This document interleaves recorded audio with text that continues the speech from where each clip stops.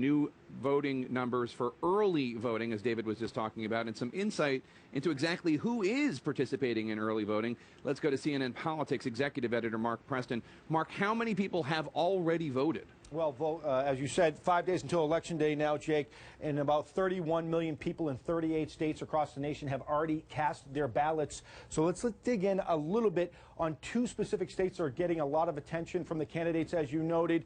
Those states, Florida and North Carolina. Let's first go into Florida right now. A little more than 4.2 million people have already cast their ballots in the Sunshine State. If we go a little bit deeper right now and see who has an edge, well, right now the Republican Party has an edge by about 16,000 ballots returned up to this point. Not a huge lead, but significant, and very significant for this reason alone. If you go back to 2008 right now, Democrats had a 73,000 vote lead at this same time, Jake. Very troubling right now for the Democratic Party. Let's go a little bit deeper, though, in Florida and look at some of the demographics of those who are voting at this point.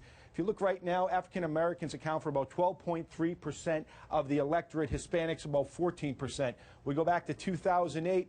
So you can see right there, there's a drop-off of about 3 percentage points in black voters right now. Not good news for the Democratic Party. But what is heartening news right now for the Democratic Party is look at this increase right now amongst the Hispanic voters who cast early ballots in 2008 and where they are now. That is about a 336,000 ballot advantage. So good news right there when it comes to there. So mixed news all around when you hit Florida. We go up to the state of North Carolina right now. Who has the advantage in North Carolina? Well, about 2 million people have already cast their ballots, and we see who is leading right now. And the Democratic Party is leading at this point. They have about 243,000 ballots more cast than the Republican Party, but not always great news, because if we go deeper into that, they had a 307,000 ballot return advantage at the same time, Jake. So, again, not terrific news for the Democratic Party. We go a little bit deeper and we look at the race demographics right now of what's happening in North Carolina. And look at this. The African-American voters are about 22.7% of the electorate.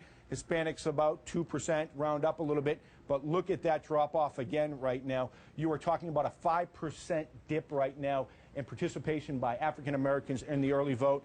A little bit of an edge up right now, Jake, when it comes to Hispanic voters, but certainly not enough to offset it. We'll continue to follow North Carolina and Florida in the closing days of this election, Jake.